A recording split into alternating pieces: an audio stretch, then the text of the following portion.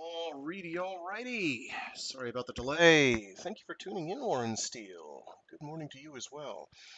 This is, by necessity, going to have to be short, partly due to yesterday utterly shellacking me work-wise, and also because solar eclipse. Kind of a big deal, especially when your otherwise microscopic doesn't appear on half the map, doesn't appear on broad strokes maps. A little town in the middle of nowhere is right in the path of complete occultation, or whatever we're calling it nowadays.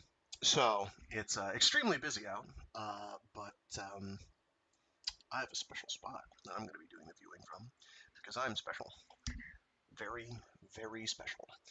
So I am going to have to cut it relatively short, but we're going to get started on Waldo, um, a short story, shortish story by Robert Heinlein. And it's actually pretty good. I don't. It's been a very long time since I've read it, so I may be misremembering a few things about its general tone and tenor. But basically, it's about a guy who is more than a little misanthropic, who has a debilitating disease. I'm spoiling the entire plot, but winds up making a device to aid him um, in his degenerative disease. It is part. I don't think I've ever seen it part of anything but a two-story collection. One is Genius in or is Waldo, or Genius in Orbit, and the other is Magic Incorporated. I will read both. I'm not going to get through both this week, obviously. With any luck, I'll be able to get through Magic Incorporated in 2 streams. Waldo's probably going to be a minimum of 3. It's a small font. Anyway, I'm going to get cracking. And yeah, so I alluded to the fact that I keep hyping up Starship Troopers and how I'm going to totally read that, guys, I swear. And this will look like an act of cowardice, and okay, maybe it is. Um, it's funny because I didn't decide I was going to read this till about 30 minutes before right now. Mostly because I was like, oh yeah, I'll just totally move on from Gundam to Robotech because that's a novelization of something that resembles Macross. And then I decided, you know what? I'm petty. I really don't like Harmony Gold, and me hyping up the one good thing they ever did with the property, which was write a couple or commission a number of novels in order to flesh out the universe. I don't believe they deserve the credit. So we're going to be holding off on doing that till maybe the end of the year. Um, because I'm a very petty, spiteful young man. Well, not that young. I wish I were young. I'm a very petty and spiteful individual. Let's put it that way. And so instead, I was like, well, I guess I could move right to Starship Troopers. There's a fairly direct lineage between Starship Troopers and Gundam. And then I was like, well, no, I don't know if I really want to deal with the drama that is inherent in the Starship Troopers creature, that entire structure. So instead, I was like, well, there was that one book. And here we are. So that is a nice little window into the decision-making process on Mecha Mondays. Actually, all of Frag's decision-making processes. Have I said I play things pretty loosey-goosey and close to the vest? I mean, not close to the vest. Mostly loosey-goosey. I'm so tired right now. Okay, let me find a logical stopping point here in the book, and we will get cracking. Why are there no chapters? Who knows? Okay, there's one. That's a little early. I think we can go a bit further out than that. I need to find where I put all my extra bookmarks. Oh, yes, it is a physical printed novel. That is how we roll for the most part. Because I actually have a collection of the Robotech novels in, do I have them in? EPUB or PDF. I might have them in PDF. At any rate, I might be able to do read-alongs for those. So we'll see when I get to them, if. All right, so tentatively, that one in the middle. I just had one. Where'd it go?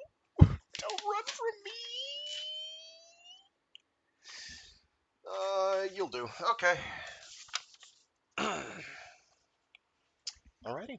We'll get rockin' and a rollin' momentarily here.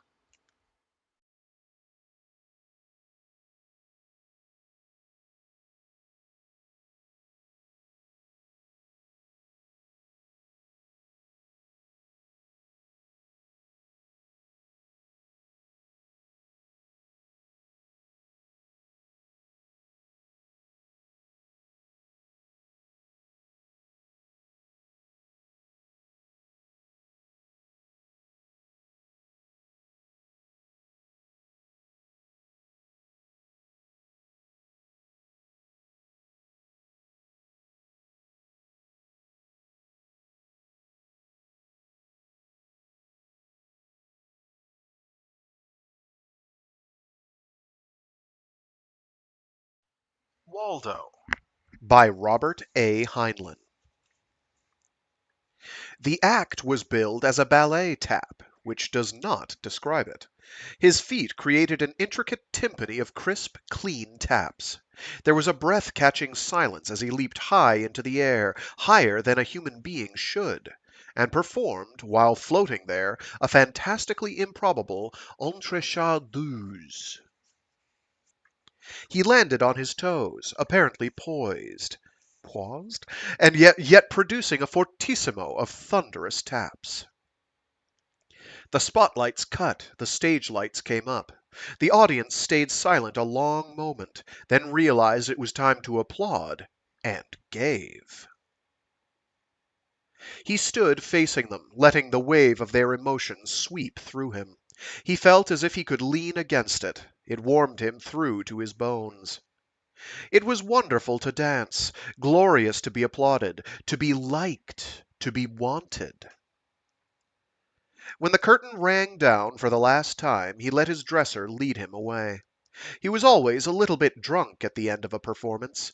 Dancing was a joyous intoxication, even in rehearsal, but to have an audience lifting him, carrying him along, applauding him, he never grew jaded to it. It was always new and heartbreakingly wonderful. This way, Chief. Give us a little smile.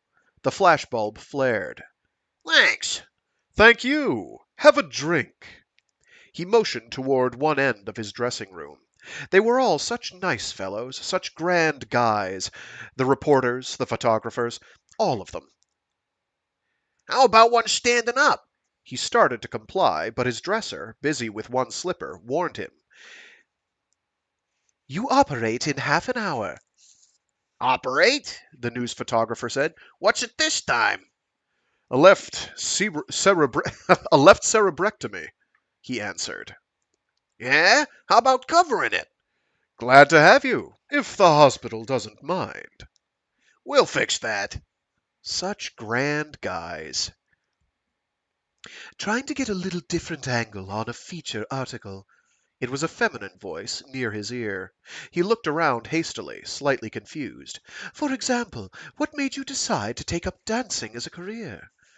I'm sorry, he apologized. I didn't hear you. I'm afraid it's pretty noisy in here.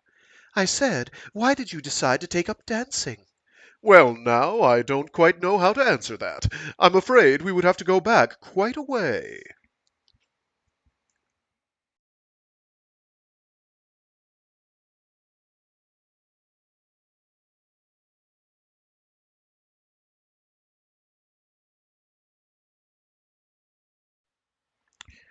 James Stevens scowled at his assistant engineer. What have you got to look happy about? He demanded. It's just the shape of my face, his assistant apologized. Try laughing at this one. There's been another crash.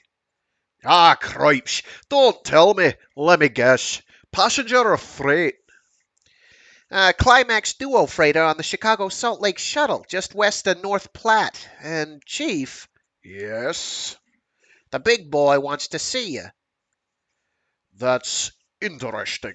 That's very, very interesting, Mac. Yeah, Chief.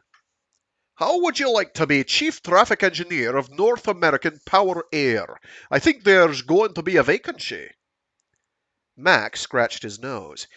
Funny you should mention that, Chief. I was just going to ask you what kind of a recommendation you could give me in case I went back to civil engineering. Ought to be worth something to you to get rid of me. I'll get rid of you right now. You bust out to Nebraska, find that heap before the souvenir hunters tear it apart, and bring back its decalbs and maybe its control board. Decalbs are an object. I think we'll learn more about them. I forget what they do. It's spelled lowercase de, capital K, lowercase albs, decalbs. It's like a person's name. There's some electronic component. I can't remember what they do. Transistor or something. Um, Trouble with cops, maybe? You figure it out. Just be sure you come back. With my slip sticker on it. Stephen's office was located immediately adjacent to the Zone power plant. The business offices of North American were located in a hill, a good 3/4 of a mile away. There was the usual interconnecting tunnel. Stevens entered it and deliberately chose the low-speed slide in order to have more time to think before facing the boss. By the time he arrived, he had made up his mind, but he did not like the answer. The big boy, Stanley F. Gleason, chairman of the board, greeted him quietly. Come in, Jim. Sit down.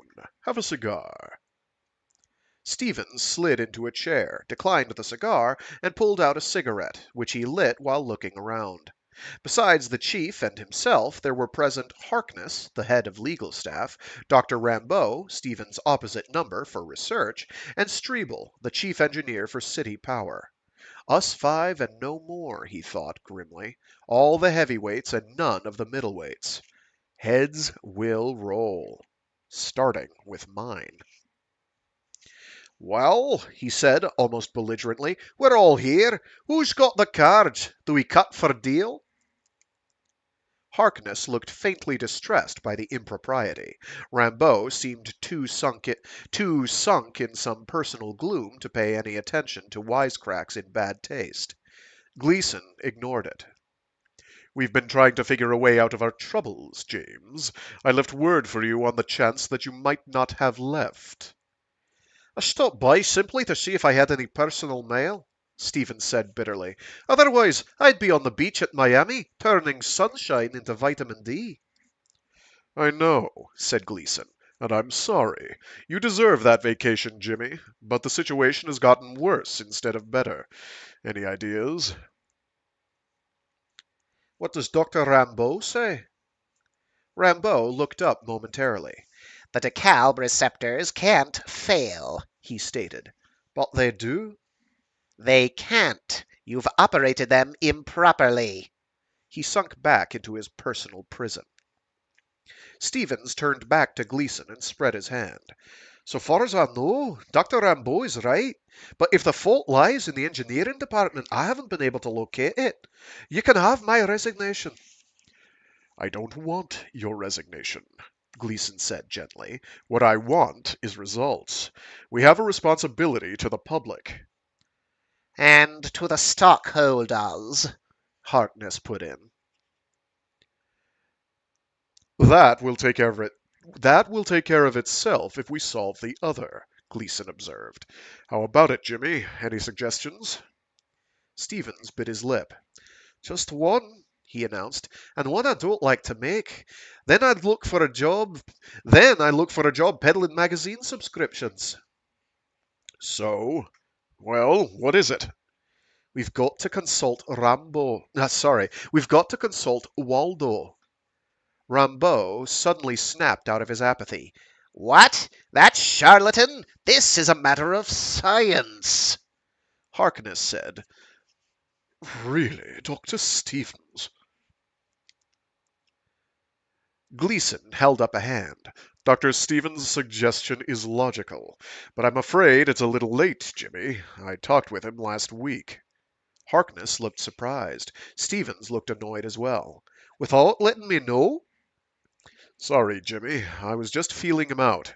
But it's no good. His terms, to us, amount to confiscation. Still sore over the Hathaway patents. Still nursing his grudge. You should have let me handle the matter, Harkness put in. he can't do this to us. There is public interest involved. Retain him, if need be, and let the fee be adjudicated in equity. I'll arrange the details. I'm afraid you would, Gleason said dryly. Do you think a court order will make a hen lay an egg? Harkness looked indignant, but shut up. Stevens continued. I would not have suggested going to Waldo if I had not had an idea as to how to approach him. I know a friend of his. A friend of Waldo? I didn't know he had any. This friend is a sort of an uncle to him, his first physician. With his help, I might be able to get on Waldo's good side. Dr. Rambeau stood up. This is intolerable, he announced. I must ask you to excuse me. He did not wait for an answer, but strode out, hardly giving the door time to open in front of him. Gleason followed his departure with worried eyes. Why does he take it so hard, Jimmy? You would think he hated Waldo personally. Probably he does, in a way. But it's more than that. His whole universe is toppling. For the last 20 years, ever since Pryor's reformulation of the general field theory did away with Heisenberg's uncertainty principle, physics has been considered an exact science. The power failures and transmission failures we've been suffering are a terrific nuisance to you and me, but to Dr. Rambeau they amount to an attack on his faith. Better to keep an eye on him. Why? Because he might come unstuck entirely. It's a pretty serious matter for a man's religion to fail him. Hmm. How about yourself? Doesn't it hit you just as hard? Not quite. I'm an engineer. From Rambeau's point of view, just a high-priced tinker. Difference in orientation. Not but what I'm pretty upset. What? That's archaic. I might be misreading that line. Not but what I'm pretty upset. Not but what I'm pretty upset, which I'm pretty sure means not that I'm not upset. He is upset. He just isn't as upset. Sorry. The audio circuit of the communicator on Gleason's desk. Sorry. The audio circuit of the communicator on Gleason's desk came to life. Calling Chief Engineer Stevens. Calling Chief Engineer Stevens. Gleason flipped the tab. He is here. Go ahead. Company code translated. Message follows. Cracked up 4 miles north of Cincinnati. Shall I go on to Nebraska or bring in the you-know-what from my own crate? Message ends. Signed, Mac. Tell him to walk back, Stevens said savagely. Very well, sir. The instrument cut off. Your assistant? Asked Gleason. Yes, that's about the last straw. That's about the last straw, Chief. Shall I wait and try to analyze the failure, or shall I try to see Waldo? Try to see Waldo. Okay. If you don't hear from me, just send my severance pay, care of Palmdale Inn, Miami. I'll be the 4th beachcomber from the right. Gleason permitted himself an unhappy smile. If you don't get results, I'll be the 5th. Good luck. So long. When Stevens had gone, Chief Stationary Engineer Stribel spoke up for the first time. If the power to cities fails, he said softly, you know where I'll be, don't you? Where? Beachcomber number 6? Not likely. I'll be number 1 in my spot, first man to be lynched. But the power to the cities can't fail. You've got too many cross-connects and safety devices. Neither can the DeKalbs fail, supposedly. Just the same, think about Sublevel 7 in Pittsburgh, with the lights out. Or, rather, don't think about it.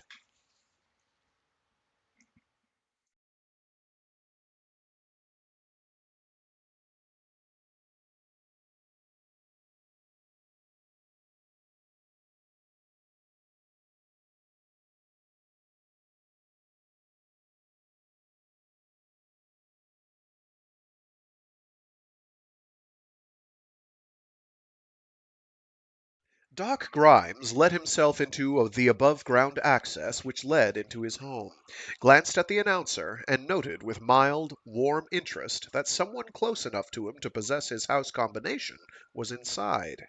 He moved ponderously downstairs, favoring his game leg, and entered the lounging room. "Hi, Doc!" James Stevens got up when the door snapped open and came forward to greet him. Hello, James. Pour yourself a drink. I see you have. Pour me one. "Right." While his friend complied, Grimes shucked himself out of the outlandish anachronistic greatcoat he was wearing and threw it more or less in the direction of the robing alcove. It hit the floor heavily, much more heavily than its appearance justified, despite its unwieldy bulk. It clunked. Stooping, he peeled off thick over-trousers as massive as the coat. He was dressed underneath in conventional business tights in blue and sable. It was not a style that suited him. To an eye unsophisticated in matters of civilized dress, let us say the mythical man from Antares, he might have seemed uncouth, even unsightly. He looked a good bit like an elderly, fat beetle. James Stevens' eye made no note of the tights, but he looked with disapproval on the garments which had just been discarded. "Still wearing that fool armor?" he commented. Certainly. "Damn it, Doc, you'll make yourself sick carrying that junk around. It's unhealthy." Dang sight sicker if I don't. "Rats, I don't get sick, and I don't wear armor outside the lab." You should. Grimes walked over to where Stevens had reseated himself. Cross your knees. Stevens complied. Grimes struck him smartly below the kneecap with the edge of his palm. The reflex jerk was barely perceptible. Lousy. He remarked, then peeled back his friend's right eyelid. You're in poor shape, He added after a moment. Stevens drew away impatiently. "I'm all right. It's you we're talking about." What about me? "Well, damnation, Doc, you're throwing away your reputation. They talk about you." Grimes nodded. I know. Poor old Gus Grimes, a slight touch of cerebral termites. Don't worry about my reputation. I've always been out of step. What's your fatigue index? "I don't know. It's all right." It is, eh? I'll wrestle you 2 falls out of 3. Stevens rubbed his eyes. "Don't needle me, Doc. I'm run down. I know that, but it isn't anything but overwork." Humph!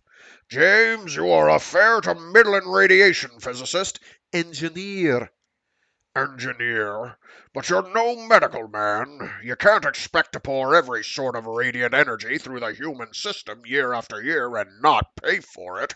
It wasn't designed to stand it. "But I wear armor in the lab. You know that." Surely. And how about outside the lab? "But look, Doc, I hate to say it, but your whole thesis is ridiculous. Sure, there is radiant energy in the air these days, but nothing harmful. And all the colloidal chemists agree." Colloidal fiddlesticks. "But you've got to admit that biological economy is a matter of colloidal chemistry." I've got to admit nothing. I'm not contending that colloids are not the fabric of living tissue. They are. But I've maintained for 40 years that it was dangerous to expose living tissue to assorted radiation without being sure of the effect.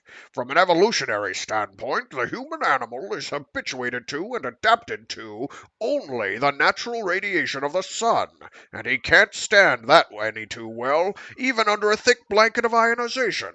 Without that blanket, did you ever see a solar X-type cancer? It is at this time I should probably mention that this was first written in like 1940. So this is before we started nuking people. I mean, Japan. But we were well aware of radiation. Don't mind all the sirens. There's just a lot of people in a place that isn't used to having lots of people, and they don't know how to behave, so they get killed. I mean, hurt. I mean, traffic accidents or something. I don't know. So yes, this is quite an old story. At some point, I do want to read. What's the name of that book? I think it's called Uranium Wars by Axel, some other name, or someone Axel. Uh, Aksel, I think. I can't remember his name right now. Anyway, I do want to read that one because that was quite informative, although the author has a bit of an obsession uh, with Enrico Fermi that I think gets in his way of realizing that Fermi was kind of a dink in a lot of ways. not to be not to sell Enrico Fermi too short, but um, like the author will be like, "Oh, and Enrico Fermi was such a prankster. He once pulled a prank, coming from Italy in World War II era Italy.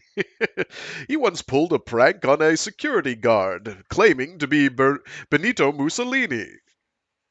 Oh, how that guard laughed." And it's like, no, that guard lost his job and was probably killed. That's not funny. That's fucked up. Sorry, I'm off task. Um, but you've got to admit that biological economy is a matter of colloidal chemistry. I've got to admit nothing. I'm not contending that colloids are not the fabric of living tissue. They are. But I've maintained for 40 years that it was dangerous to expose living tissue to assorted radiation without being sure of the effect. From an evolutionary standpoint, the human animal is habituated to and adapted to only the natural radiation of the sun, and he can't stand that any too well, even under a thick blanket of ionization. Without that blanket, did you ever see a solar X-type cancer? Of course not. No, you're too young. I have assisted at the autopsy of one when I was an intern. Chap was on the second Venus expedition. 438 cancers we counted in him, then gave up. Solar X is whipped. Sure it is, but it ought to be a warning. You bright young squirts can cook up things in your labs that we medicos can't begin to cope with. We're behind, bound to be. We usually don't know what's happened until the damage is done. This time you've torn it. He sat down heavily and suddenly looked as tired and whipped as did his younger friend. Stevens felt the sort of tongue-tied embarrassment a man may feel when a dearly beloved friend falls in love with an utterly worthless person. He wondered what he could say that would not seem rude. He changed the subject. "Doc, I came over because I had a couple of things on me mind." Such as? "Well, a vacation for one. I know I'm run down. I've been overworked, and a vacation seems in order. The other is your pal, Waldo." Huh? "Yeah, Waldo Farthing White Jones, bless his stiff-necked, bad-tempered heart." Why, Waldo, you haven't suddenly acquired an interest in myasthenia gravis, have you? "Well, no, I don't care what's wrong with him physically. He can have hives, dandruff, or the galloping never get overs for all I care. I hope he has. What I want is to pick his brains." So? "I can't do it alone. Waldo doesn't help people, he uses them. You're his only normal contact with people." That is not entirely true. "Who else?" You misunderstand me. He has no normal contacts. I am simply the only person who dares to be rude to him. "But I thought—" Never mind. Do you know this is an inconvenient setup?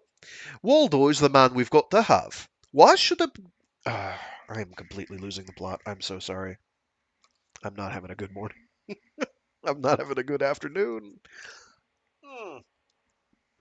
And I don't want everyone else to have a bad one. Oi! But I thought, never mind. Do you know, this is an inconvenient setup. Waldo is the man we've got to have. What should it come about that a genius of his caliber should be so unapproachable, so immune to ordinary social demands? Oh, I know his disease has a lot to do with it, but why should this man have this disease? It's an improbable coincidence. It's not a matter of his infirmity, Grimes told him. Or rather, not in the way you put it. His weakness is his genius, in a way. Huh? Well, Grimes turned his sight inward, let his mind roam back over his long association, lifelong for Waldo, with this particular patient. He remembered his subliminal misgivings when he delivered the child. The infant had been sound enough, superficially, except for a slight blueness. But then lots of babies were somewhat cyanotic in the delivery room. Nevertheless, he had felt a slight reluctance to give it the tunk on the bottom, the slap which would shock it into taking its first lungful of air. But he had squelched his own feelings, performed the necessary laying on of hands, and the freshly born human had declared its independence with a satisfactory squall. There was nothing else he could have done. He was a young GP then, who took his Hippocratic oath seriously. He still took it seriously, he supposed, even though he sometimes referred to it as the hypocritical oath.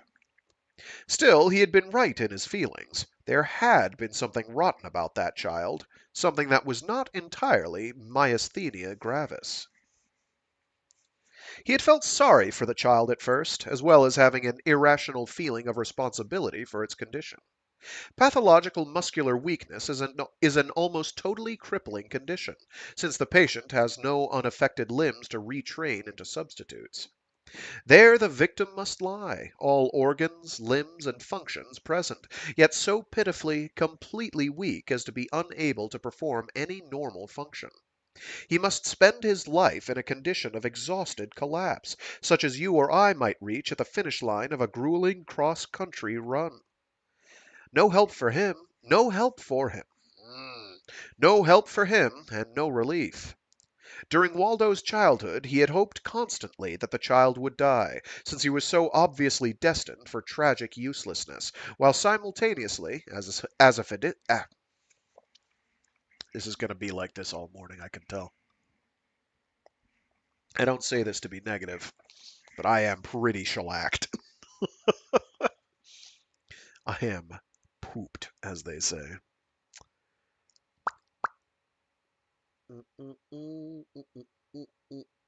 Where are you?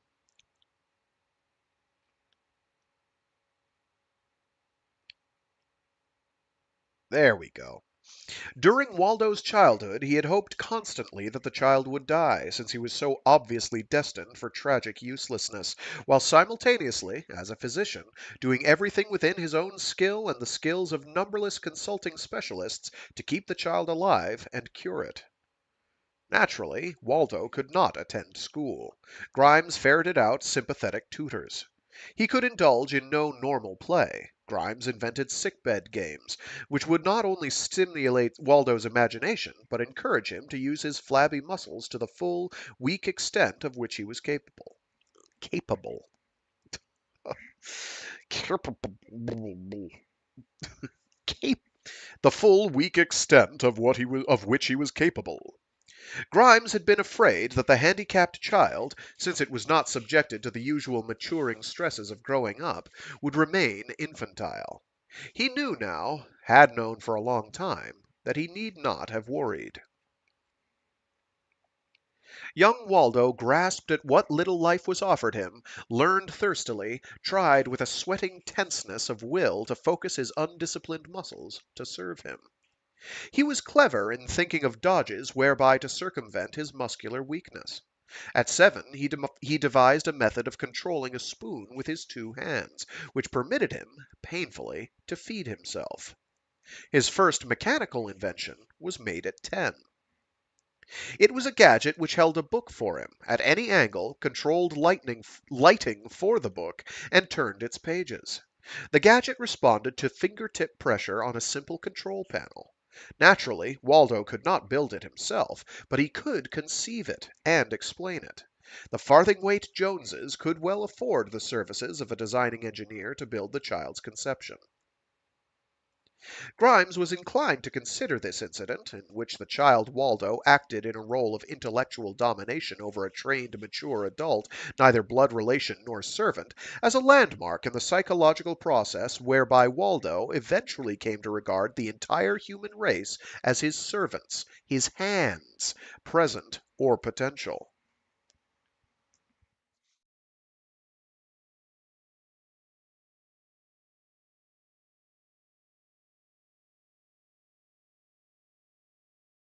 All this aside is basically to say Waldo is kind of an asshole.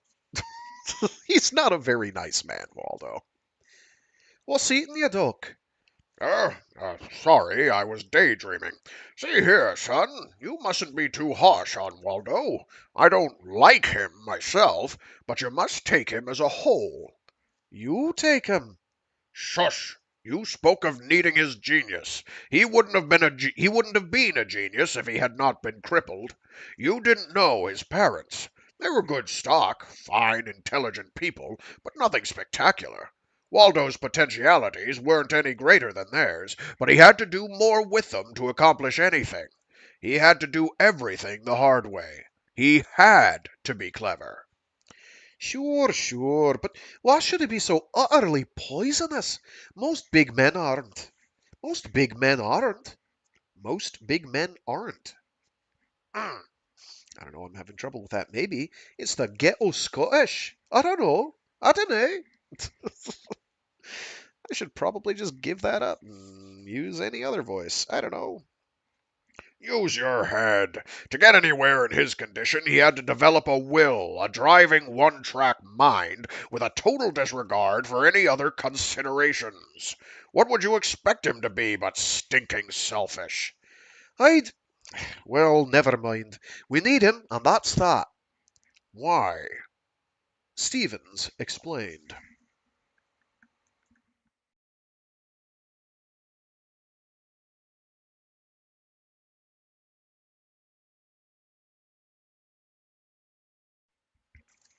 It may plausibly be urged that the shape of a culture, its mores, evaluations, family organization, eating habits, living patterns, pedagogical methods, institutions, forms of government, and so forth, arise from the economic necessities of its technology. Even though the thesis be too broad and much oversimplified, it is none the less true that much which characterized the long peace which followed the constitutional establishment of the United Nations grew out of the technologies which were hothouse forced by the needs of the belligerents in the War of the Forties. Up to that time, broadcast and beamcast were used only for commercial radio, with rare exceptions. Even telephony was done almost entirely by actual metallic connection from one instrument to another.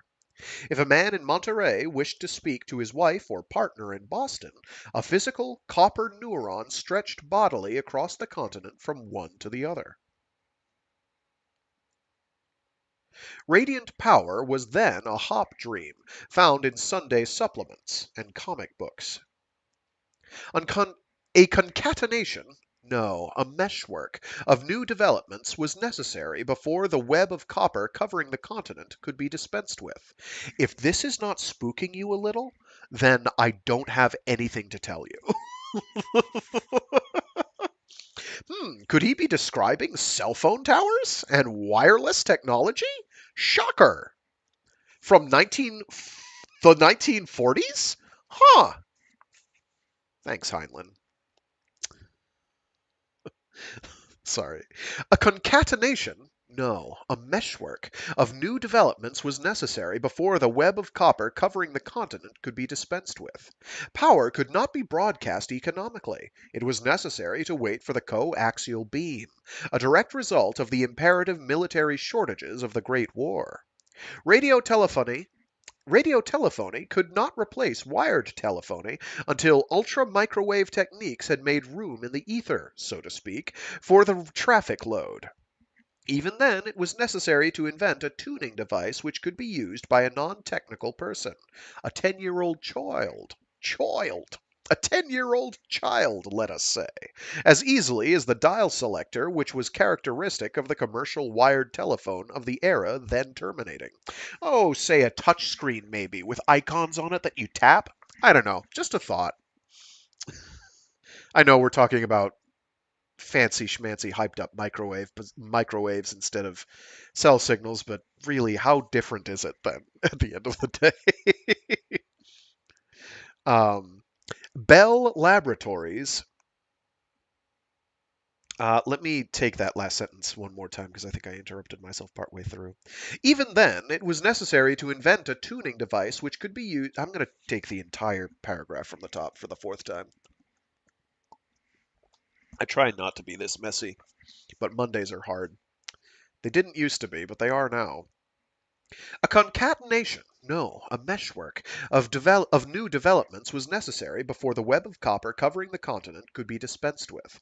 Power could not be broadcast economically. It was necessary to wait for the coaxial beam, a direct result of the imperative military shortages of the Great War.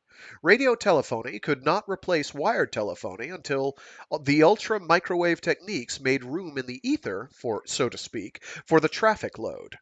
Even then, it was necessary to invent a tuning device which could be used by a non-technical person, a 10-year-old child, let us say, as easily as the dial selector which was characteristic of the commercial wired telephone of the era then terminating. Bell Laboratories cracked that problem. The solution led directly to the radiant power receptor, domestic type, keyed, unsealed, and metered. The way was open for commercial radio power transmission, except in one respect: efficiency. Aviation waited on the development of the Otto cycle engine. That's OTTO, not AUTO. The Otto cycle engine. The Industrial Revolution waited on the steam engine. Radiant power waited on a really cheap, plentiful power source. Since radiation of power is inherently wasteful, it was necessary to have power cheap and plentiful enough to waste. The same war brought atomic energy. The physicists working for the United States Army, the United States of North America had its own army then, produced a super explosive. The notebooks recording their tests contained, when properly correlated, everything necessary to produce almost any other sort of nuclear reaction, even the so-called solar phoenix, the hydrogen-helium cycle, which is the source of the sun's power. Radiant power became economically feasible and inevitable. The reaction whereby copper is broken down into phosphorus silicon 29 and helium 3, plus degenerating chain reactions, was one of the several cheap and convenient means developed for producing unlimited and practically free power. Of course, Of course, Stevens included none of this in his explanation to Grimes. Grimes was absent-mindedly aware of the whole dynamic process. He had seen radiant power grow up, just as his grandfather had seen the development of aviation. He had seen the great transmission lines removed from the sky, mined for their copper. He had seen the heavy cables being torn from the dug-up streets of Manhattan. He might even recall his first independent unit radio telephone with its somewhat disconcerting double dial. He had gotten a lawyer in Buenos Aires on it when attempting to reach his neighborhood delicatessen. For 2 weeks he made all his local calls by having them relayed back from South America before he discovered that it made a difference which dial he used first. At that time, Grimes had not yet succumbed to the new style in architecture. The London plan did not appeal to him. He liked a house above ground, where he could see it. When it became necessary to increase the floor space in his offices, he finally gave in and went subsurface, not so much for the cheapness, convenience, and general all-around practicability of living in a tri-conditioned cave, but because he had already become a little worried about the possible consequences of radiation pouring through the human body. The fused earth walls of his new residence were covered with lead. The roof of the cave had a double thickness. His hole in the ground was as near radiation-proof as he could make it.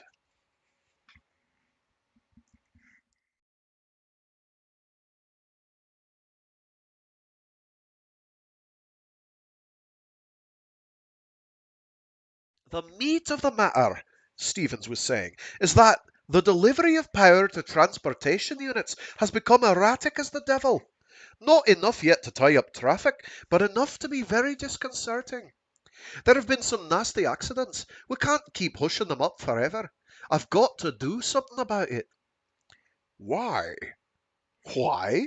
Don't be silly. In the first place, as traffic engineer for Napa, my bread and butter depends on it. In the second place, the problem is upsetting in itself. A properly designed piece of mechanism ought to work. All the time, every time. These don't, and we can't find out why not. Our staff mathematical physicists have about reached the babbling stage. Okay, I'm giving up the, sorry guys, I'm giving up the Scottish. It's absolutely killing me. I don't know what I'm doing anymore. So, we're going to be annoying. Why? Don't be silly. In the first place, as traffic engineer for Napa, my bread and butter depends on it. In the second place, the problem is upsetting in itself. A properly designed piece of mechanism ought to work. All the time, every time. These don't, and we can't find out why not. Our staff mathematical physicists have about reached the babbling stage. Grimes shrugged. Stevens felt annoyed by the gesture. I don't think you appreciate the importance of this problem, Doc. Have you any idea of the amount of horsepower involved in transportation? Counting both private and commercial vehicles and common carriers, North American Power Air supplies more than half the energy used in this continent. We have to be right. You can add that to our City Power affiliate. No trouble there, yet. Oh, you can add to that our City Power affiliate. No trouble there, yet. But we don't dare think what a City Power breakdown would mean. I'll give you a solution. Yeah? Well, give. Junk it. Go back to oil-powered and steam-powered vehicles. Get rid of these damned radiant-powered death traps.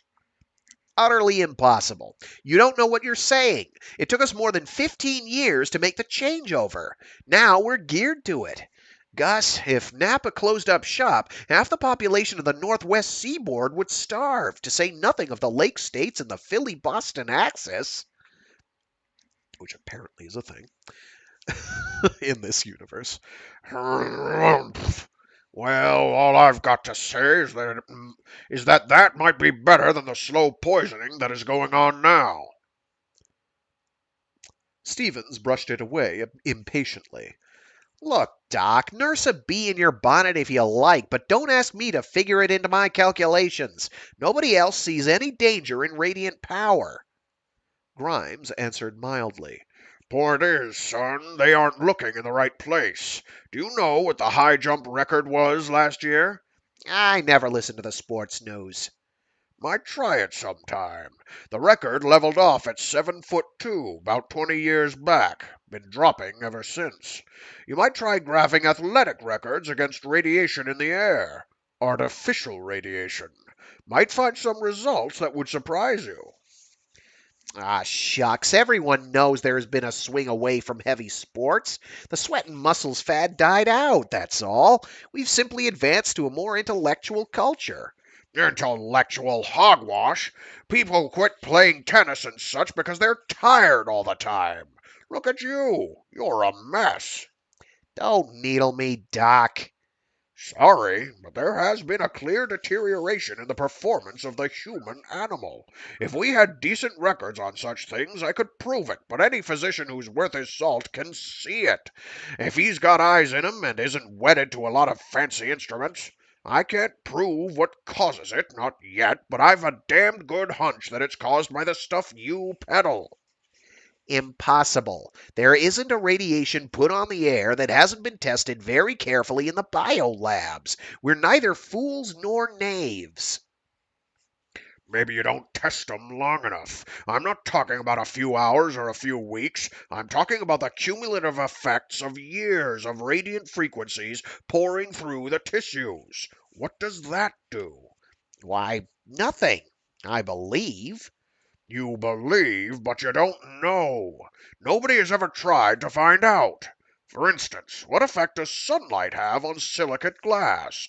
Ordinarily, you would say none, but you've seen desert glass. That bluish lavender stuff, of course. Yes, a bottle turns colored in a few months in the Mojave Desert. But have you ever seen the window panes in the old houses on Beacon Hill? I've never been on Beacon Hill. Okay, then I'll tell you. Same phenomena, only it takes a century or more in Boston. Now tell me, you savvy physics, could you measure the change taking place in those Beacon Hill windows? Mm, probably not. But it's going on just the same. Has anyone ever tried to measure the changes produced in human tissue by 30 years of exposure to ultra shortwave radiation? No, but No buts. I see an effect. I've made a wild guess at a cause. Maybe I'm wrong, but I've felt a lot more spry since I've taken to invariably wearing my lead overcoat whenever I go out. Also, the fact that it weighs a ton, probably building up your muscle mass, buddy. I don't know. maybe. I'm not saying you're wrong. Stevens surrendered the argument. Maybe you're right, Doc. I won't fuss with you. How about Waldo? Will you take me to him and help me handle him? When do you want to go? The sooner the better. Now? Suits. Call your office. Are you ready to leave right now? It'd suit me. As far as the front office is concerned, I'm on vacation. Nevertheless, I've got this on my mind. I want to get at it. Quit talking and get. They went topside to where their cars were parked. Grimes headed toward his, a big-bodied, old-fashioned Boeing family Landau. Stevens checked him. You aren't planning to go in that. It'd take us the rest of the day. Why not? She's got an auxiliary space drive and she's tight. You could fly from here to the moon and back. Yeah, but she's so infernal slow. We'll use my broomstick. Grimes let his eyes run over his friend's fusiformed little speedster. Its body was nearly invisible as the plastic industry could achieve. A surface layer, 2 molecules thick, gave it a refractive index sensibly identical with that of air.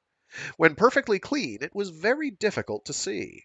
At the moment, it had picked up enough casual dust and water vapor to be faintly seen, a ghost of a soap bubble of a ship. Running down the middle, clearly visible through the walls, was the only metal part of the ship, the shaft, or more properly, the axis core, and the spreading sheaf of DeKalb receptors at its terminus. The appearance was enough like a giant witch's broom to justify the nickname. Since the saddles, of transparent plastic, were mounted tandem over the pilot's shaft so that the metal rod passed between the legs of the pilot and the passengers, the nickname was doubly apt. Son, Grimes remarked, I know I ain't pretty, nor am I graceful. Nevertheless, I retain a certain residuum of self-respect and some shreds of dignity. I am not going to tuck that thing between my shanks and go scooting through the air on it. Oh, rats, you're old-fashioned. I may be. Nevertheless, Nevertheless, any peculiarities I have managed to retain to my present age, I plan to hang on to. No. Look, I'll polarize the hull before we raise. How about it? Opaque? Opaque. Grimes slid a regretful glance at his own frumpish boat, but assented by fumbling for the barely visible port of the speedster. Stevens assisted him. They climbed in and straddled the stick. Attaboy, Doc, Stevens commended. I'll have you there in 3 shakes. That tub of yours probably won't do over 500, and wheelchair must be all of 25,000 miles up. I'm never in a hurry, Grimes commented, and don't call Waldo's house wheelchair. Not to his face. I'll remember, Stevens promised. He fumbled, apparently in empty air. The hull suddenly became dead black, concealing them. It changed as suddenly to mirror bright. The car quivered, then shot up out of sight.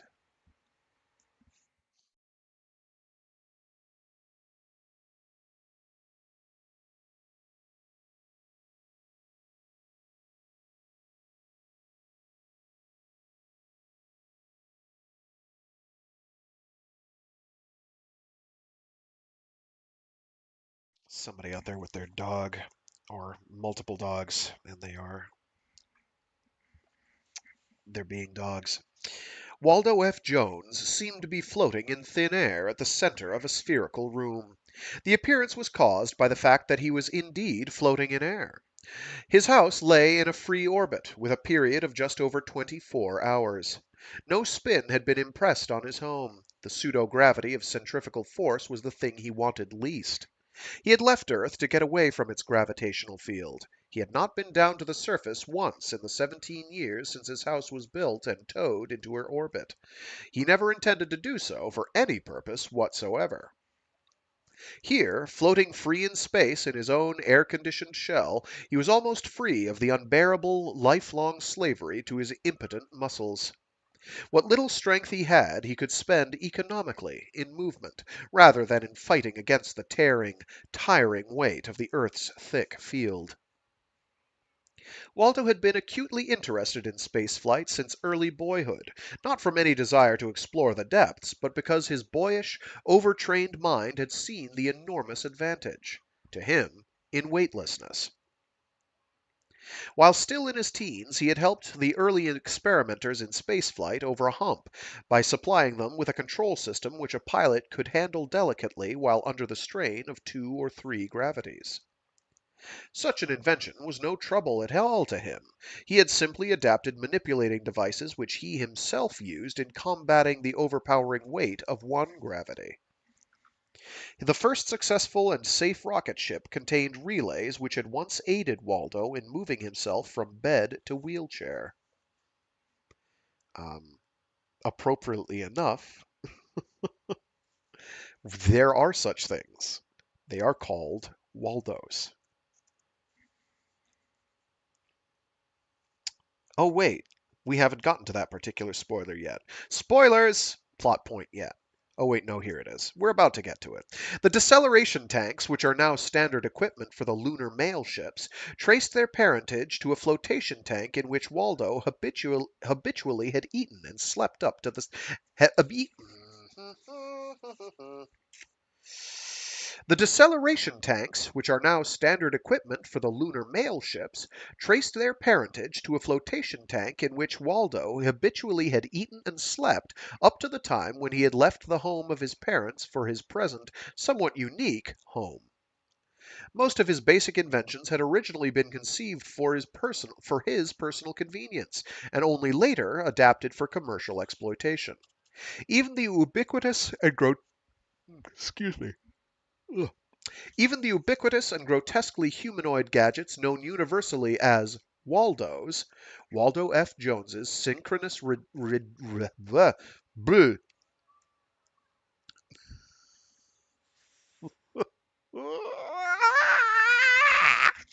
Even the ubiquitous and grotesquely humanoid gadgets known universally as Waldos, Waldo F. Jones's synchronous reduplicating pantograph, patent number 296001437, new series at all, passed through several generations of development and private use in Waldo's machine shop before he redesigned them for mass production. The first of them, a primitive gadget compared with the Waldos now to be found in every shop, factory, plant, and warehouse in the country, had been designed to enable Waldo to operate a metal lathe. Waldo had resented the nickname the public had fastened on them. It struck him as overly familiar, but he had coldly recognized the business advantage to himself in having the public identify him verbally with a gadget so useful and important. When the newscasters tagged his space house wheelchair, one might have expected him to regard it as more useful publicity. That he did not so regard it, that he resented it and tried to put a stop to it, arose from another and peculiarly good golly, why am I having so much trouble here? That he did not so regard it, that he resented it and tried to put a stop to it, arose from another and peculiarly Waldo-ish fact. Waldo did not think of himself as a cripple. He saw himself not as a crippled human being, but as something higher than human, the next step up, as a being so superior as not to need the coarse, brutal strength of the smooth apes. Hairy apes, smooth apes, then Waldo. So the progression ran in his mind. A chimpanzee, with muscles that hardly bulge at all, can tug as high at 1500. That's got to be a typo. Can tug as high as 1,500 pounds with one hand. This Waldo had proved. This Waldo had proved by obtaining one and patiently enraging it into a full effort. This, well, I'm going to try this sentence again because, by God, I am losing my mind. This Waldo had proved by obtaining one and patiently enraging it into full effort. A well-developed man can grip 150 pounds with one hand. Waldo's own grip, straining until the sweat sprang out, had never reached 15 pounds. Whether the obvious interference were fallacious or true, Waldo believed in it, evaluated by it. Sorry, whether the obvious inference were fallacious or true, Waldo believed in it, evaluated by it. Men were over-muscled canaille, smooth chimps. I don't know how that's pronounced. Over-muscled Canaille, canaille, canaille, canaille, canaille. I would think. I don't actually know what that is. Ugh. This morning on Frag's Fumble-Faced Power Hour, we look up a word.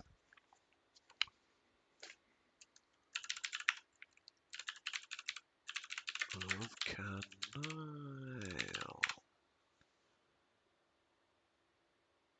The common people, the masses. The haughty contempt of a grandee sneering at the How's that spelled? Canaille. Okay, sure. It's spelled in French, so whatever. Sorry. I don't know everything. Alright? Sorry. I try to be literate, but I'm not always. Where were we? Hairy apes, smooth apes, then Waldo. So the progression ran in his mind. A chimpanzee with muscles that hardly bulge at all can tug as high as 1,500 pounds with one hand. This Waldo had proved by obtaining one and patiently enraging it into full effort. A well-developed man can grip 150 pounds with one hand. Waldo's own grip, straining until the sweat sprang out, had never reached 15 pounds. Whether the obvious inference were fallacious or true, Waldo believed in it, evaluated by it. Men were over-muscled canaille, smooth chimps. He felt himself at least 10 times superior to them. He had much to go on. Though floating in air, he was busy, quite busy. Although he never went to the surface of the earth, his business was there.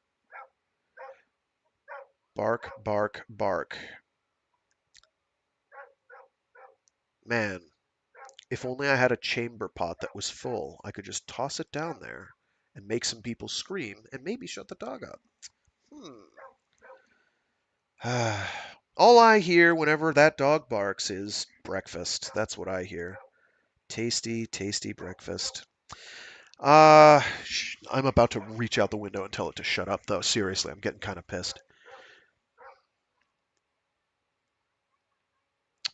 Though floating in air, he was busy, quite busy. Although he never went to the surface of the earth, his business was there.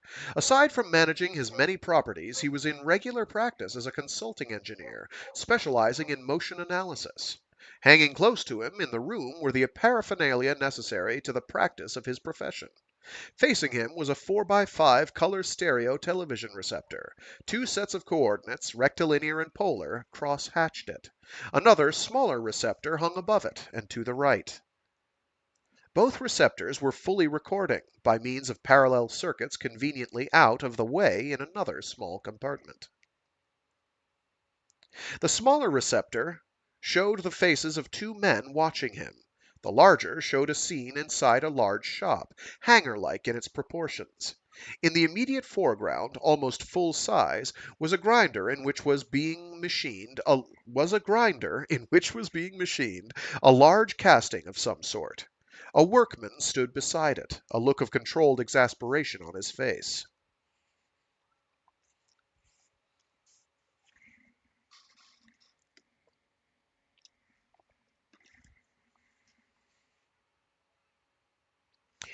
He's the best you've got, Waldo stated to the two men on the smaller screen. To be sure, he is clumsy and does not have the touch for fine work, but he is superior to the other morons you call machinists. The workman looked around, as if trying to locate the voice. It was evident that he could hear Waldo, but that no vision receptor had been provided for him. Did you mean that crack for me? He said harshly. You misunderstand me, my good man, Waldo said sweetly. I was complimenting you. I actually have hopes of being able to teach you the rudiments of precision work. Then we shall expect you to teach those butter-brained oafs around you. The gloves, please. Near the man, mounted on the usual stand, were a pair of primary Waldos, elbow length and human digited. They were floating on the line, in parallel with a similar pair physically in front of Waldo. The secondary Waldos, whose actions could be controlled by Waldo himself by means of his primaries, were mounted in front of the power tool in the position of the operator. Waldo's remark had referred to the primaries near the workman. The machinist glanced at them, but made no move to insert his arms in them. I don't take no orders from nobody I can't see, He said flatly. He looked sideways out of the scene as he spoke. Now, Jenkins, Commenced one of the two men in the smaller screen. Waldo sighed. I really haven't the time or the inclination to solve your problems of shop discipline. Gentlemen, please turn your pickup so that our petulant friend may see me. The change was accomplished. The workman's face appeared in the background of the smaller of Waldo's screens, as well as in the larger. There. Is that better? Waldo said gently. The workman grunted. Now, your name, please? Alexander Jenkins. Very well, friend Alec. The gloves. Jenkins thrust his arms into the Waldos and waited. Waldo put his arms into the primary pair before him. All three pairs, including the secondary pair mounted before the machine, came to life. Jenkins bit his lip, as if he found unpleasant the sensation of having his fingers manipulated by the gauntlets he wore. Waldo flexed and extended his fingers gently.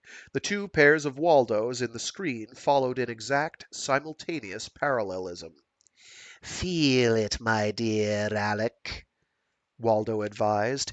Gently, gently, the sensitive touch. Make your muscles work for you. Make your muscles work for you. I don't know. Emphasis. He then started hand movements of definite pattern. The Waldos at the power tool reached up, switched on the power, and began gently, gracefully, to continue the machining of the casting.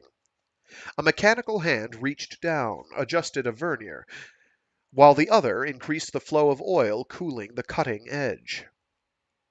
Rhythm, Alec, rhythm. No jerkiness, no unnecessary movement. Try to get in time with me.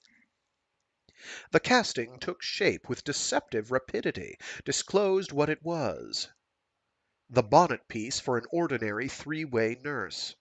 The chucks drew back from it. It dropped to the belt beneath, and another rough casting took its place.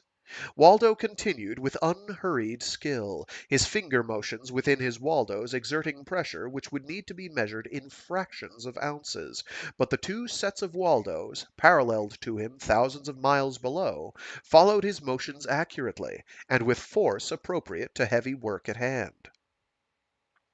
Another casting landed on the belt. Several more. Jenkins, although not called upon to do any work in his proper person, tired under the strain of attempting to anticipate and match Waldo's motions. Sweat dripped down his forehead, ran off his nose, accumulated on his chin. Between castings, he suddenly withdrew his arms from the paralleled primaries. "That's enough," he announced.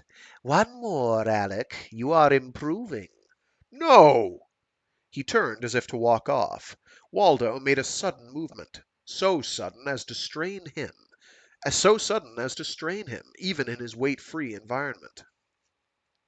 One steel hand of the secondary Waldo's lashed out, grasped Jenkins by the wrist. Not so fast, Alec. "Let go of me!" Softly, Alec, softly. You'll do as you are told, won't you? The steel hand clamped down hard, twisted. Waldo had exerted all of 2 ounces of pressure. Jenkins grunted. The one remaining spectator, one had left soon after the lesson started, said, I say, Mr. Jones." Let him obey or fire him. You know the terms of my contract.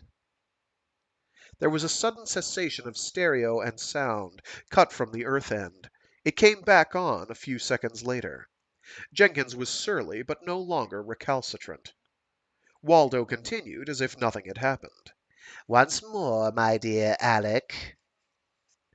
When the repetition had been completed, Waldo directed, 20 times, wearing the wrist and elbow lights with the chrono-analyzer in the picture. I shall expect the superposed strips to match, Alec. He cut off the larger screen without further words, and turned to the watcher in the smaller screen. Same time tomorrow, McNye. Progress is satisfactory. In time, we'll turn this madhouse of yours into a modern plant. He cleared that screen without saying goodbye. Waldo terminated the business interview somewhat hastily, because he had been following with one eye certain announcements on his local information board. A craft was approaching his house. Nothing strange about that. Tourists were forever approaching and being pushed away by his auto guardian circuit.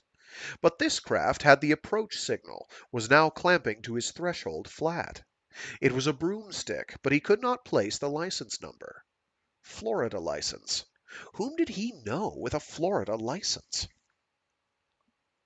He immediately realized that he knew no one who possessed his approach signal. That list was very short, and who could also reasonably be expected to sport a Florida license.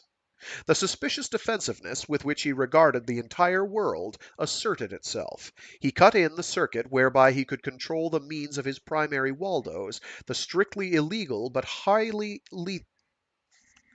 I missed something. The suspicious defensiveness with which he regarded the entire world asserted itself. He cut in the circuitry whereby he could control by means of his primary Waldos the strictly illegal but highly lethal inner defenses of his home. The craft was opaqued. He did not like that. A youngish man wormed his way out. Waldo looked him over. A stranger. Face vaguely familiar, perhaps. An ounce of pressure in the primaries and the face would cease to be a face. But Waldo's actions were under cold, cortical control. He held his fire. The man turned, as if to assist another passenger. Yes, there was another. Uncle Gus. But the doddering old fool had brought a stranger with him. He knew better than that. He knew how Waldo felt about strangers. Nevertheless, he released the outer lock of the reception room and let them in. Gus Grimes snaked his way through the lock, pulling himself from one handrail to the next, and panting a little as he always did when forced to move weight-free. Matter of diaphragm control, he told himself, as he always did. Can't be the exertion. Can't be the exertion. Stevens streaked in after him, displaying a groundhog's harmless pride in handling himself well in space conditions. Grimes arrested himself just inside the reception room, grunted, and spoke to a man-sized dummy waiting there. Hello, Waldo. The dummy turned its eyes and head slightly. Greetings, Uncle Gus. I do wish you would remember to phone before dropping in. I would have had your special dinner ready. Never mind. We may not be here that long. Waldo, this is my friend, Jimmy Stevens. The dummy faced Stevens. How do you do, Mr. Stevens? The voice said formally. Welcome to Freehold. How do you do, Mr. Jones? Stevens replied, and eyed the dummy curiously. It was really surprisingly lifelike. He had been taken in by it at first. A reasonable facsimile. Come to think of it, he had heard of this dummy. Except in vision screen, few had seen Waldo in his own person. Those who had business at Wheelchair, no, Freehold, must remember that. Those who had business at Freehold heard a voice and saw this simulacrum. Simulacrum. Either way, I think technically both are correct. I've heard it pronounced both ways. Maybe one of them is wrong. Simulacrum. Simulacrum.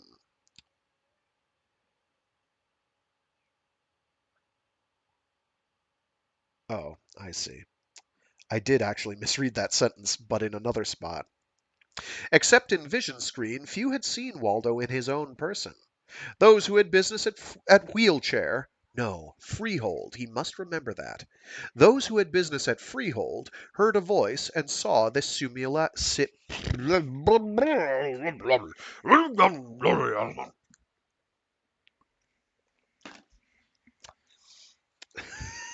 I'm sorry.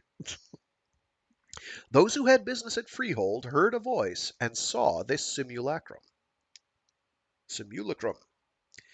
But you must stay for dinner, Uncle Gus, Waldo continued. You can't run out on me like that. You don't come often enough for that. I can stir something up. Maybe we will, Grimes admitted. Don't worry about the menu. You know me. I can eat a turtle with the shell. It had really been a bright idea, Stevens congratulated himself, to get Doc Grimes to bring him. Not here 5 minutes, and Waldo was insisting on them staying for dinner. Good omen. He had not noticed that Waldo had addressed the invitation to Grimes alone, and that it had been Grimes who had assumed the invitation would to be for both of them. Where are you, Waldo? Grimes continued. In the lab? He made a tentative movement, as if to leave the reception room. Oh, don't bother, Waldo said hastily. I'm sure you will be more comfortable where you are. Just a moment, and I will put some spin on the room so that you may sit down. What's eating you, Waldo? Grimes said testily. You know I don't insist on weight, and I don't care for the company of your talking doll. I want to see you. I want to see you. Stevens was a little surprised by the older man's insistence. He had thought it considerate of Waldo to offer to supply acceleration. Weightlessness put him a little on edge. Waldo was silent for an uncomfortable period. At last he said, frigidly, Really, Uncle Gus, what you ask is out of the question. You must be aware of that. Grimes did not answer him. Instead, he took Stevens' arm. Come on, Jimmy. We're leaving. Why, Doc? What's the matter? Waldo wants to play games. I don't play games. But, Never mind. Come along. Waldo, open the lock. Uncle Gus, Yes, Waldo? your guest, you vouch for him? Naturally, you dumb fool, or else I wouldn't have brought him. You will find me in the workshop. The way is open. Grimes turned to Stevens. Come along, son. Come along, son. There we go. Stevens trailed after Grimes as one fish might follow another, while taking in with his eyes as much of Waldo's fabulous house as he could see. The place was certainly unique, he conceded to himself, unlike anything he had ever seen. It completely lacked up and down orientation. Spacecraft, even space stations, though always in free fall with respect to any but internally impressed accelerations, invariably are designed with up and down. The up and down axis of a ship is determined by the direction of its accelerating drive. The up and down of a space station is determined by its centrifugal spin. Casual reminder, this is decades before we had anything functioning in orbit. Thanks. So, we knew things. We knew things back in the day. The math was sound. Some few police and military craft use more than one axis of acceleration. Their up and down shifts, therefore, and their personnel must be harnessed. What is going on? There's a bunch of extra commas in here. So I'm going to try reading this one more time. Then I'm going to do then we're going to do one of those read out the punctuations, because there's a lot going on here. Some few police and military craft use more than one axis of acceleration. Their up and down shifts, therefore, and their personnel must be harnessed when the ship maneuvers. Some space stations apply spin only to living quarters. Nevertheless, the rule is general. Human beings are used to weight. All their artifacts have that assumption implicit in their construction, except Waldo's house. So, it's actually two sentences, but forgive me. So, it reads as such, now with the punctuation in. Some few police and military craft use more than one axis of acceleration, semicolon. Their up hyphen and hyphen down shifts, comma, therefore, comma, and their personnel, comma, for no reason, must be harnessed when the ship maneuvers, period. It's got to be an extra comma that got missed in editing. Some space stations apply spin only to living quarters, period. Nevertheless, comma, the rule is general, semicolon. Human beings are used to weight, semicolon. All their artifacts have that assumption implicit in their construction, double hyphen. Except Waldo, apostrophe S, house, period. I didn't need to put in the apostrophe. That's implicit. Anyway, so there's a lot there. It's hard for a groundhog to dismiss the notion of weight. We seem to be born with an instinct which demands it. If one thinks of a vessel in a free orbit around the Earth, one is inclined to think of the direction toward the Earth as down, to think of oneself as standing or sitting on that wall of the ship, using it as a floor. Such a concept is completely mistaken. To a person inside a freely falling body, there is no sensation of weight whatsoever, and no direction of up and down, except that which derives from the gravitational field of the vessel itself. As for the latter, neither Waldo's house nor any spacecraft as yet built is massive enough to produce a field dense enough for the human body to notice it. Believe it or not, that is true. It takes a mass as gross as a good-sized planetoid to give the human body a feeling of weight. It may be objected that a body in a free orbit around the Earth is not a freely falling body. The concept involved is human, Earth's surface in type, and completely erroneous. Free flight, free fall, and free orbit are equivalent terms.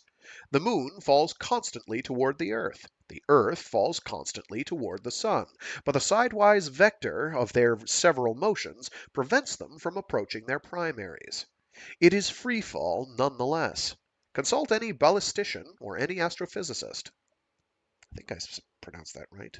Ballistician? As in someone who works with ballistics. I'm going to go with ballistician. I like that.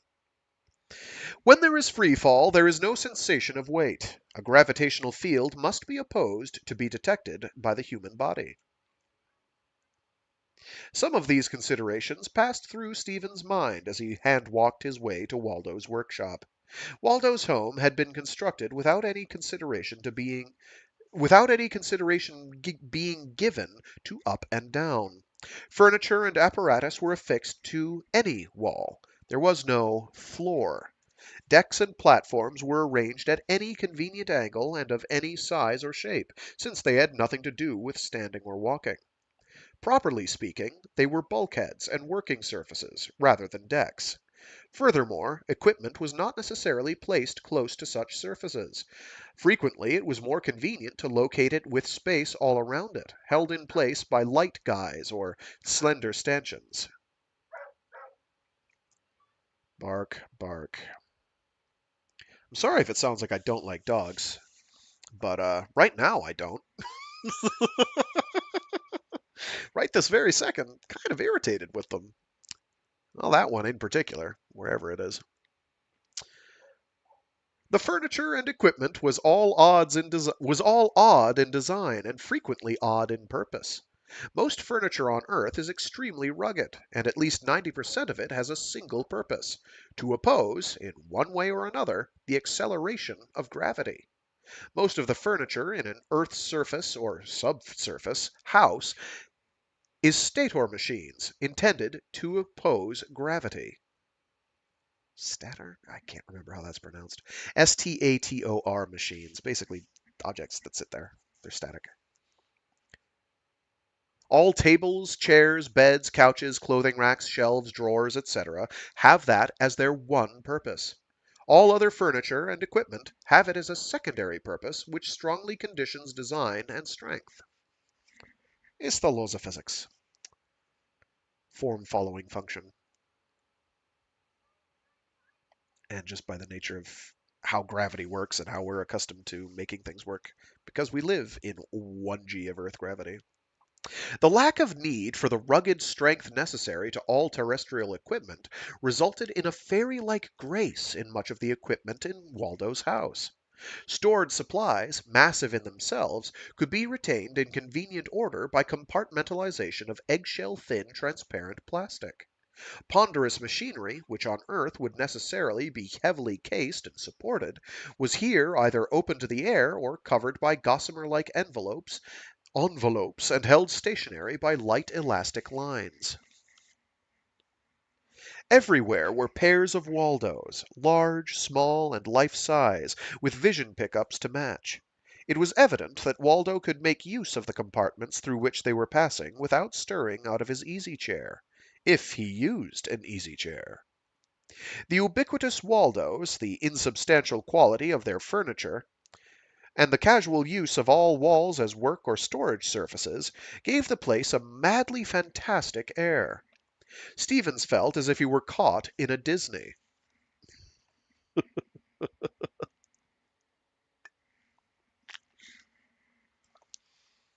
So far, the rooms were not living quarters.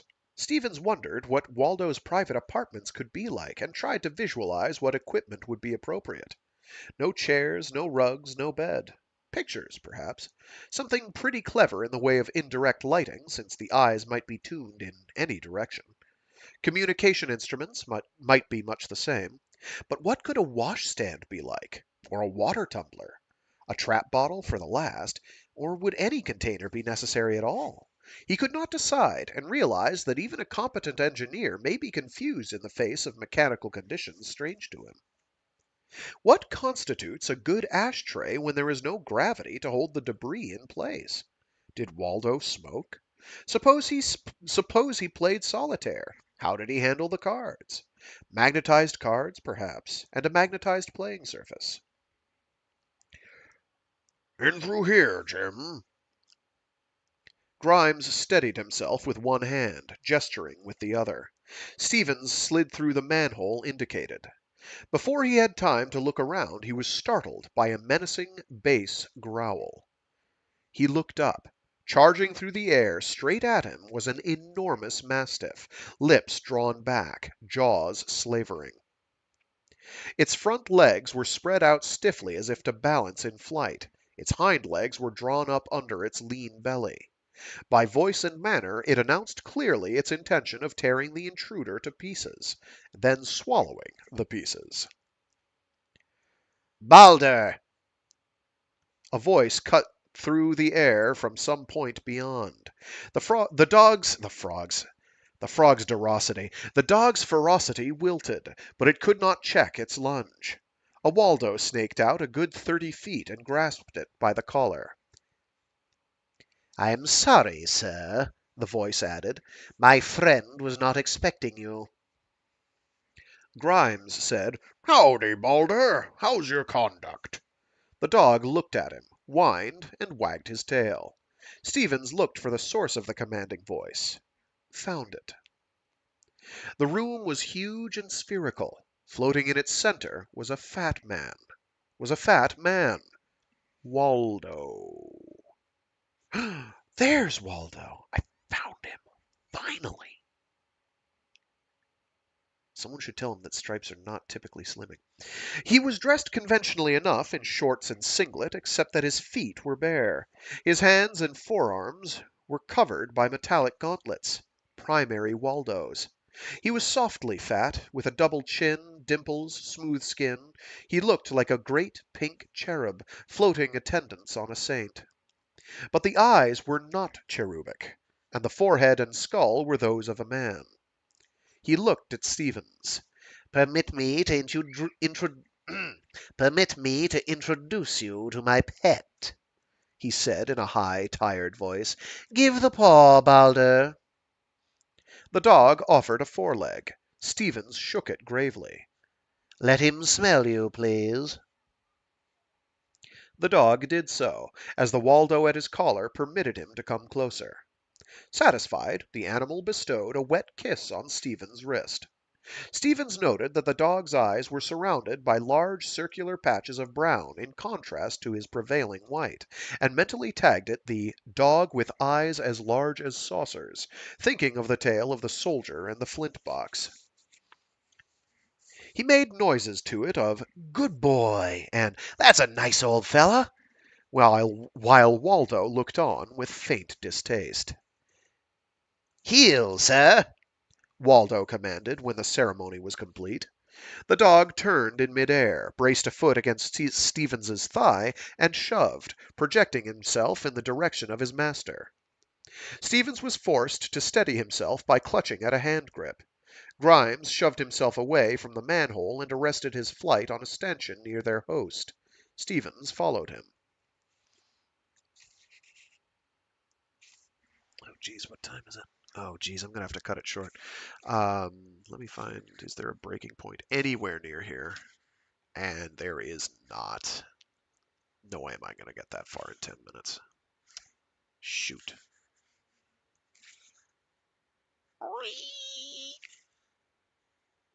Oh my gosh, this is a long scene. Okay, we're going to see what we can do here. Because I have a pretty hard time limit.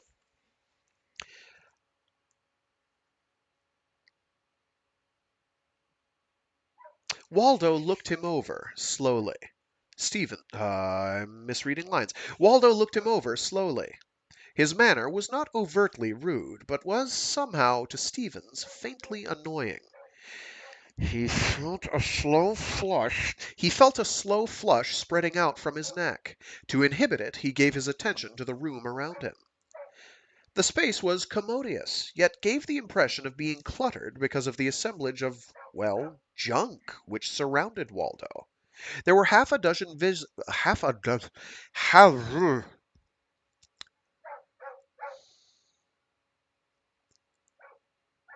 close, this close.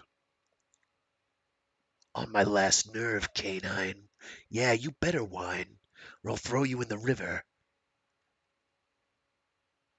I'll throw it a rope too. Come on, I'm not a psychopath.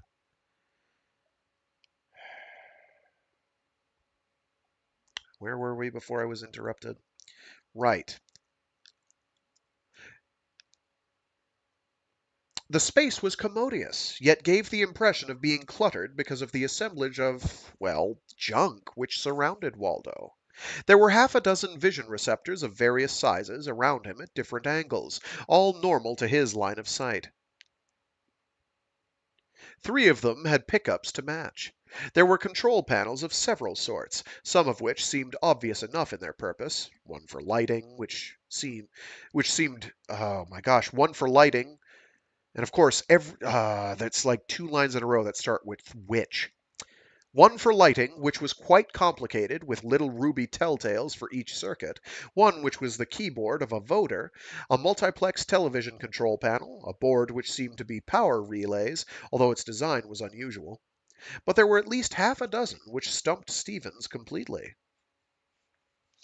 There were several pairs of Waldos growing out of a steel ring which surrounded the working space. Two pairs, mere monkey fists in size, were equipped with extensors. It had been one of these which had shot out to grab Baldur by his collar. There were Waldos rigged near the spherical wall, too, including one pair so huge that Stevens could not conceive of a use for it. Extended, each hand spread quite 6 feet from little fingertip to thumb tip. There were books in plenty on the wall, but no bookshelves. They seemed to grow from the wall like so many cabbages. It puzzled Stevens momentarily, but he inferred, correctly it turned out later, that a small magnet fastened to the binding did the trick.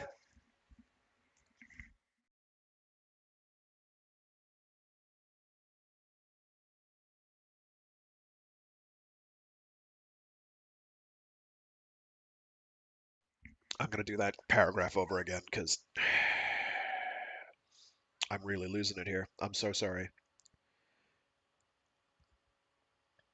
Sundays have been rough, and Mondays have been rough as a result. There were books in plenty on the wall, but no bookshelves. They seemed to grow from the wall like so many cabbages. It puzzled Stevens momentarily, but he inferred, correctly it turned out later, that a small magnet fastened to the binding did the trick. The arrangement of lighting was novel, complex, automatic, and convenient for Waldo. But it was not so convenient for anyone else in the room. The lighting was, of course, indirect, but furthermore, it was subtly controlled, so that none of the lighting came from the direction in which Waldo's head was turned.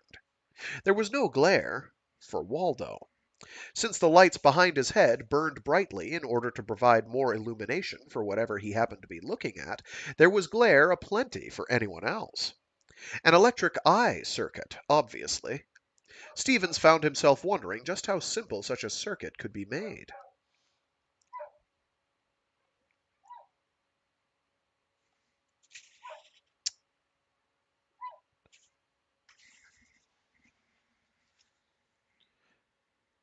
Grimes complained about it. Damn it, Waldo, get those lights under control. You'll give us headaches.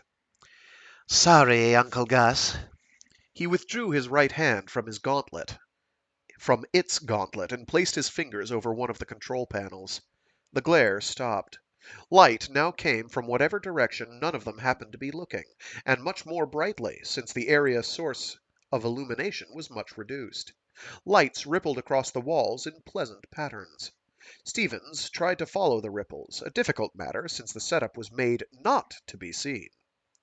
He found that he could do so by rolling his eyes without moving his head. It was a movement of the head which controlled the lights. Movement of an eyeball was a little too much for it. Well, Mr. Stevens, do you find my house interesting? Waldo was smiling at him with faint superciliousness. Oh, quite, quite.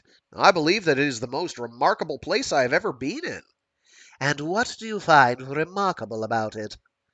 Well, the lack of definite orientation, I believe. That and the remarkable mechanical novelties. I suppose I'm a bit of a ground lubber, but I keep expecting a floor underfoot and a ceiling overhead. Mere matters of functional design, Mr. Stevens. The conditions under which I live are unique. Therefore, my house is unique. The novelty you speak of consists mainly in the elimination of unnecessary parts and the addition of new conveniences. To tell the truth, the most interesting thing I've seen yet is not a part of the house at all. Really? What is it, pray? Your dog, Baldur. The dog looked around at the mention of his name. I've never before met a dog who could handle himself in free flight. Waldo smiled. For the first time, his smile seemed gentle and warm. Yes, Baldur is quite an acrobat. He's been at it since he was a puppy. He reached out and roughed the dog's ears, showing momentarily his extreme weakness, for the gesture had none of the strength appropriate to the size of the brute. The finger motions were flaccid, barely sufficient to disturb the coarse fur and to displace the great ears. But he seemed unaware or unconcerned by the disclosure. Turning back to Stevens, he added, "But if Balder amuses you, you should see Ariel. Ariel. Ariel. Ariel?" Instead of replying, Waldo touched the keyboard of the voder, producing a musical whistling pattern of 3 notes. There was a rustling near the wall of the room, above them. A tiny yellow shape shot toward them. A canary. It sailed through the air with wings folded, bullet fashion. A foot or so away from Waldo, it spread its wings, cupping the air, beat them a few times with tail down and spread, and came to a dead stop, hovering in the air with folded wings. Not quite a dead stop, perhaps, for it drifted slowly, came within an inch of Waldo's shoulder, let down its landing gear, and dug its claws into his singlet. Waldo reached up and stroked it with a fingertip. It preened. "No earth-hatched bird can learn to fly in that fashion," he stated. "I know. I lost half a dozen before I was sure that they were incapable of making the readjustment. Too much thalamus." "What happened to them?" "In a man you would call it acute anxiety psychosis. They try to fly. Their own prime skill leads them to disaster. Naturally, everything they do is wrong, and they don't understand it. Presently, they quit trying. A little later, they die. Of a broken heart, one might say, poetically." He smiled thinly. "But Ariel is a genius among birds. He came here as an egg. He invented, unassisted, a whole new school of flying." He reached up a finger, offering the bird a new perch, which it accepted. "That's enough, Ariel. Fly away home." The bird started the Bell Song from Lakmé. He shook it gently. "No, Ariel. Go to bed." I think it is Ariel, not Ariel. Ariel. Which I think was one of the biblical angels? Ariel? Probably. I don't remember now. The canary lifted its feet clear of the finger, floated for an instant, then beat its wings savagely for a second or two to set course and pick up speed, and bulleted away whence he had come, wings folded, feet streamlined under.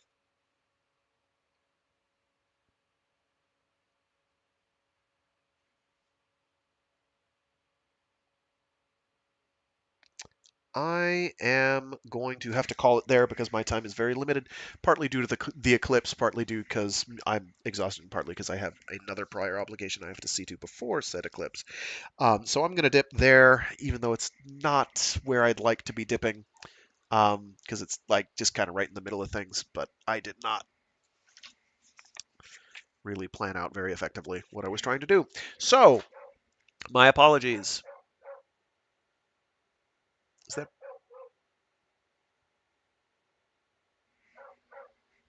Can you guys hear that? Probably can. Whatever. Anyway, so obnoxious some member of the proletariat has a dog, and they are not keeping their dog shut up, even though this is an apartment complex where people live. So, so there. Um, anyway, yes, I'm tired and cranky. I'll try not to be in future. Oh, geez. Oh, well, it sees all the ducks. That's why it's upset. Springtime and all. Anyway, I've got to call it there. Thanks to everyone who tuned in. Sorry about the salt and the real roughness of the reading. I'm exhausted. Maybe could have just called it off, but I didn't want to be 2 weeks behind. Uh, or 3 weeks behind. I didn't want to be 3 weeks behind. Um, so there. This will be what we're doing going forward briefly. I'll figure out what I'm doing after Waldo and Magic Incorporated. That's the name of the second story in here, right?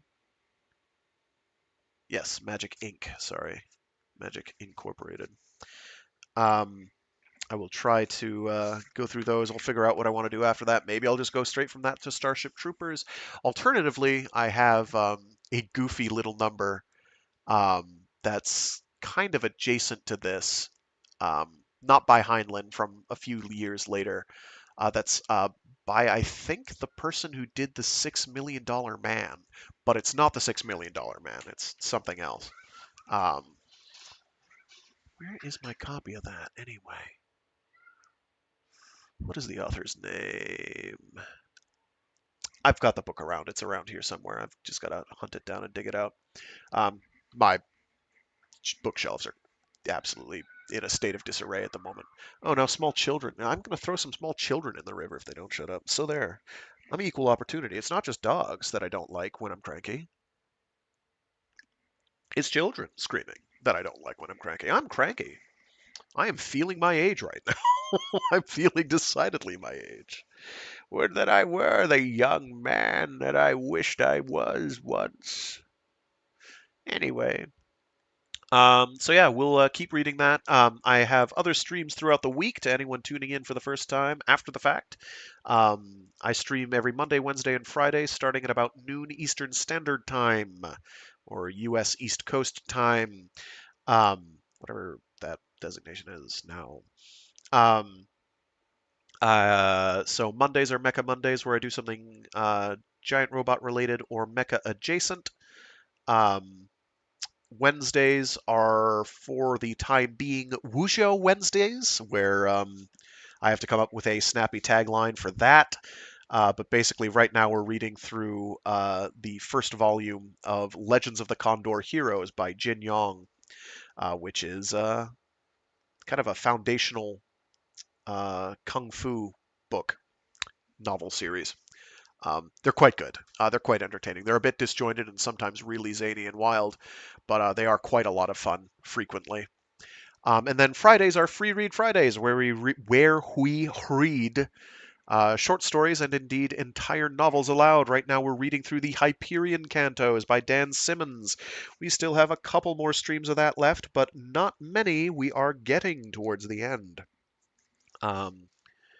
Of the Hyperion Cantos in the second book, The Fall of Hyperion.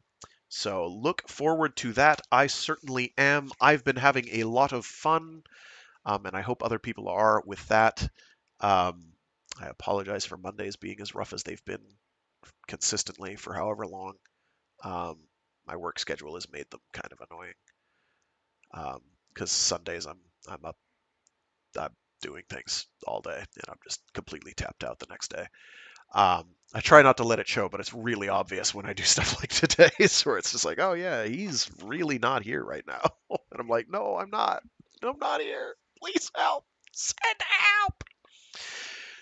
Anyway, otherwise, yeah. Thanks for tuning in. Got a bunch of people tuning in today, which was great. Thank you, Warren Steele. I don't know what your last message says. It is blank. That could be on my end. Could be the eclipse finally destroying all semblance of human civilization. Oh, it's an emoji. Probably he's upset at me disliking small children. Sorry. It's not a popular opinion, but when they're screaming outside my window, that's when I have a problem, especially when I'm trying to do whatever I'm doing now. Um, oh yes, self-gratification. That's what it is. It's self-gratification. Anyway, I'm going to dip. If any of you are able to catch the eclipse, congratulations. You're able to catch the eclipse. That's probably why Warren Steele's upset, because he's in a place that doesn't necessarily get it, apparently, or isn't going to have as much of a nice occultation as where I'm at. There are disadvantages, don't worry. Oh, it's not so much that it's stress. Well, there is a component of that. It's more that it's just I'm exhausted. It's somewhat demanding. Um uh and it's a gig. It is what it is. Um right now it's stressful because I could go on a lengthy diatribe, but I'm not going to because A, I don't want to be angry, and B, I don't want to be angry because I will be. Um, I've already reserved with another human being the right to 1 hour of their life, so I can basically rant incoherently for about an hour about it, and I'm not going to subject anyone else to it because it wouldn't be fair. Anyway, that's it for me. Stay safe, stay sane, and be decent to each other. I wonder if Waldo will learn any of those lessons. Oh, the NDA. Well, there are NDAs too. Actually, I haven't even looked to see if I've been dinged in like a week. Now, I still have the one copyright strike. That will be gone in 51 days. As long as I don't get 2 more, it'll be fine. As long as you complete copyright school, whatever the hell that is. I think I did that already. I don't know. Whatever. Just YouTube things. Anyway, sees you all later. Have a good afternoon. You too. Until next time. Till Wednesday. Can't wait. Can't wait. I think next Wednesday we get to go to Mongolia. Don't we?